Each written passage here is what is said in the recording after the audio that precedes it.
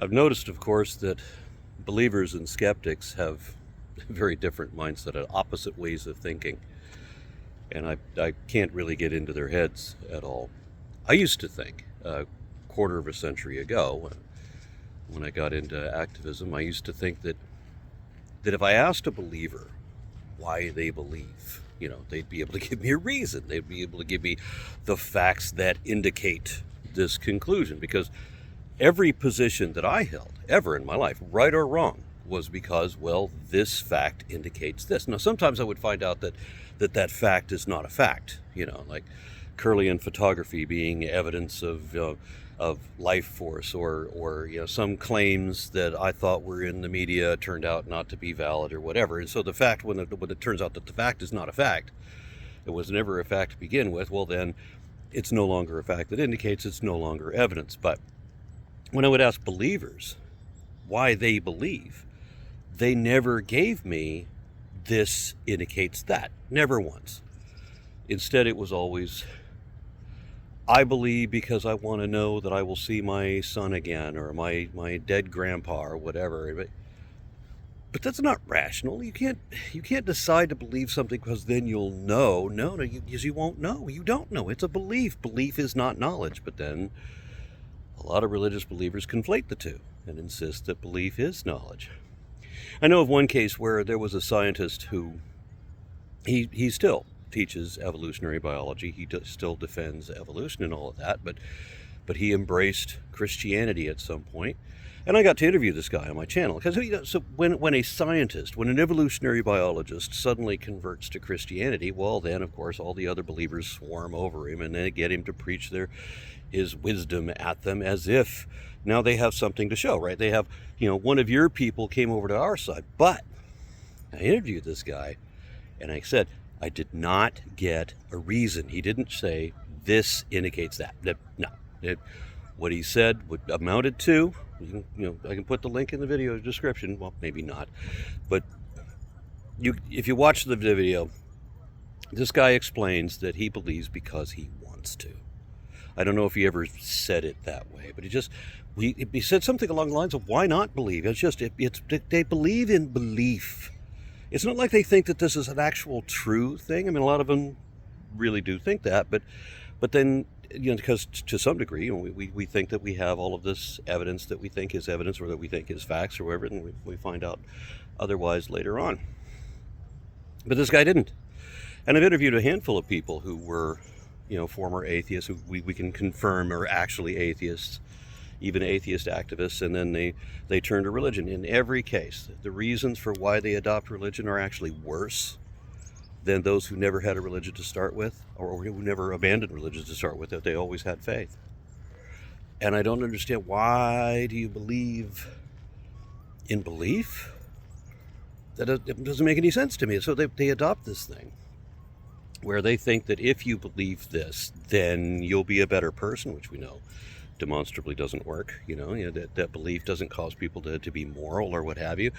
I don't understand the purpose of believing, and they of course accuse us of not believing, or that we believe in not, which is even worse, that we have a belief that there is no God for the specific purpose that we can sin, which makes no fucking sense, because we reject authority. Well, I reject authority anyway, but only because arguments from authority are worthless. It's not true because some guy said so. It's true when that guy can show the reasons why he says it's true. So even the authorities can be wrong. Anyway, it's been like 25 years now that I've been offering this challenge online, that I will prove evolution to the believer's satisfaction. And what I find interesting about that is I really can, if that person cares what the truth is. And that's the problem.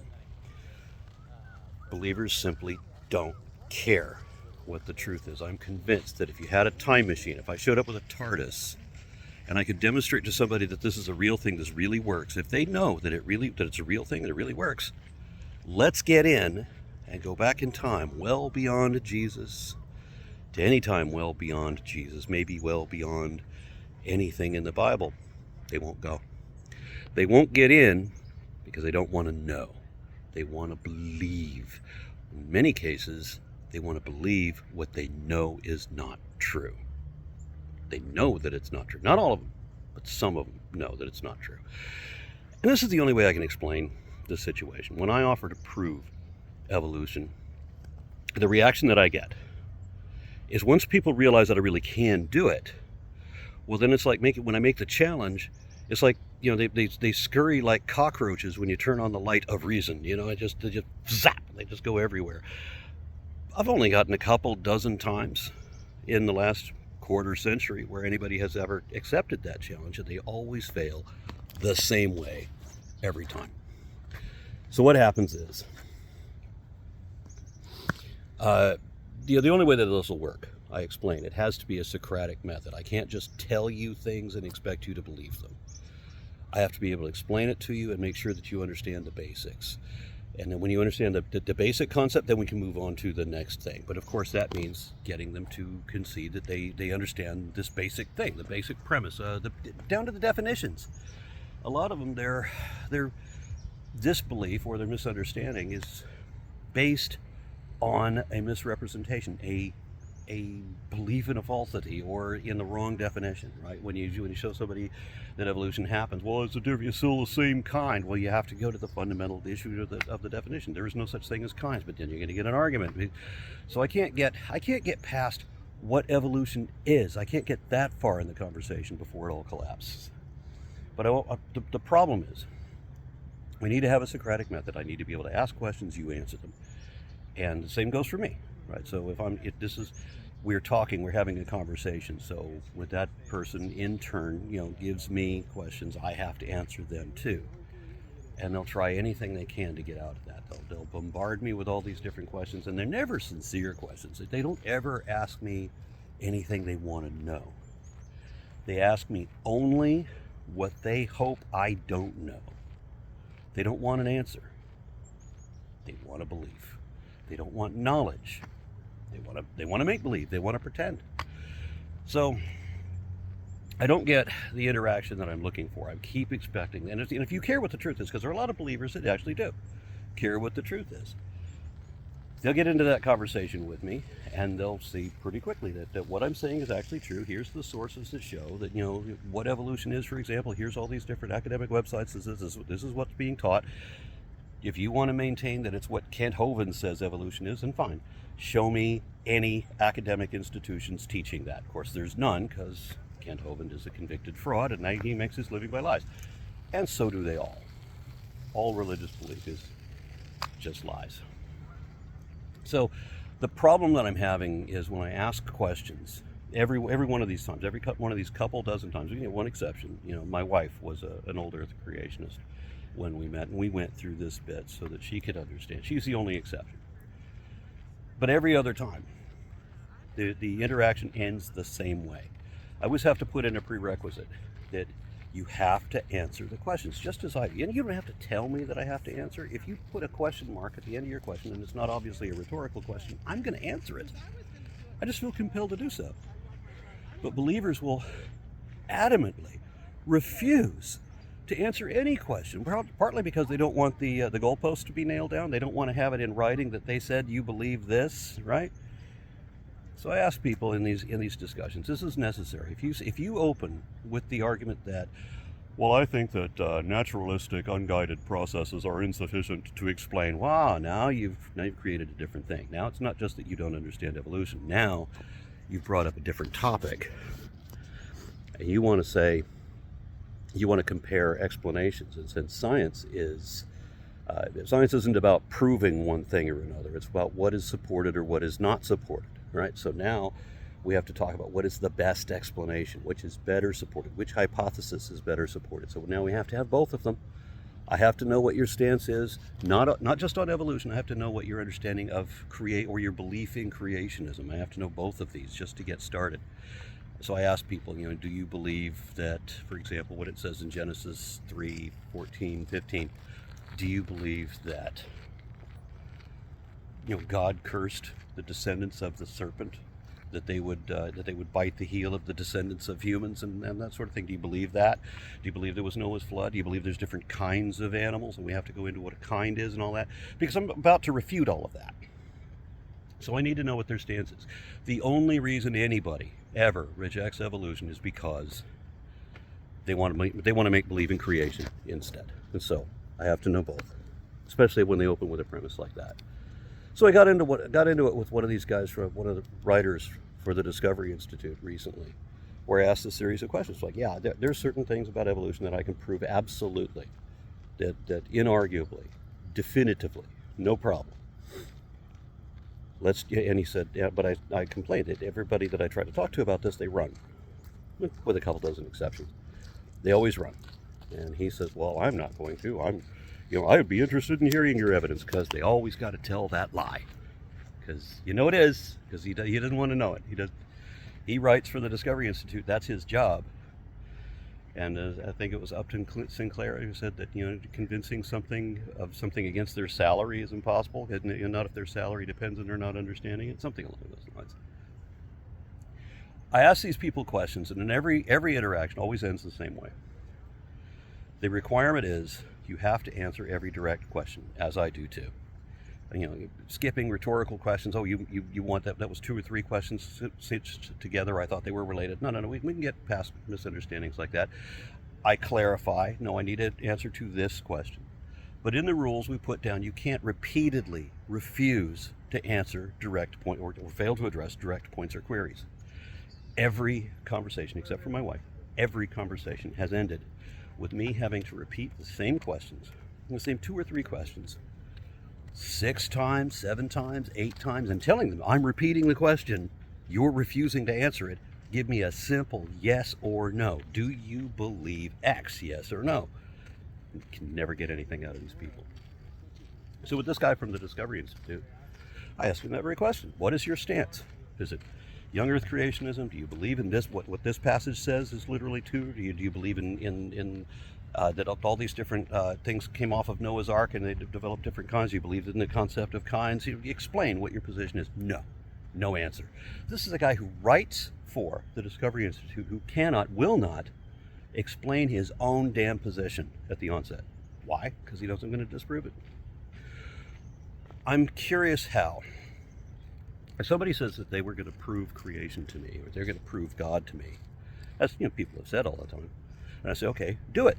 And then they always give me a Bible verse. Or to make sure that creationists understand this, listening to this, or they give me a Quran verse. So if you're arguing with somebody and they're going to prove God to you, and they're going to prove anything to you, and they start citing the Quran, and you're Christian, does that mean dick to you? Of course not. Same exact thing. That we get the same nothing burger when if you spout a Bible verse to a Muslim versus an atheist, same thing, same unreaction. Like, give me a reason, not your mythology, not because your authority claim. If I suspect that what I believe is not accurate, and that matters, how am I going to improve my understanding, which is my goal? How am I going to improve my understanding if I don't seek out the flaws in my current perception and correct them? You got to do that. So I have to inquire. I have to know that the things that I hold to be facts, are they actually facts? Are they reliable? To some degree, doesn't have to be absolute either way. Is it better supported? Is this the conclusion that is more probable than this one? I'm good with that. And then once I realize that the position that I might have held is not as well supported as I thought it was, I don't have to decide that I believe in the opposite. I don't have to decide that I to hold the belief that it's a lie, because I got into this with a philosopher the other day who told me that if you don't believe a claim, it means you believe the claim is false, which I think is ridiculous. If somebody tells me something and maybe it's true and maybe it isn't, I'm going to want to find out whether it's true or not, or whether it's likely true. But that doesn't mean that I've decided that that person is lying, and it doesn't mean that I've decided that that person is telling the truth. I'm weighing both hypotheses. You can do that. Just because you don't accept a claim on its face doesn't mean that you believe it's a lie. Doesn't mean that you believe in the falsehood. We are not entirely binary, and that's another problem that these people have. Although this one I don't think was necessarily a believer, just a philosopher with a really bad argument. But the problem is, I'm going to inquire. I'm going to look into my own sources. I mean, there's been a number of things that I misremembered or whatever. So I'm going to have to go back and read it again. Is this what it actually says? And sometimes I'll find out that no, I remembered it incorrectly. I have to inquire. I have to question. Find out what the validity of my own position is. Believers don't. They won't even try. They don't want to. They want to make believe whatever they make believe. That's how you have 30,000 different denominations of Christianity. Or as some people said, you have as many denominations as you have people in the pews.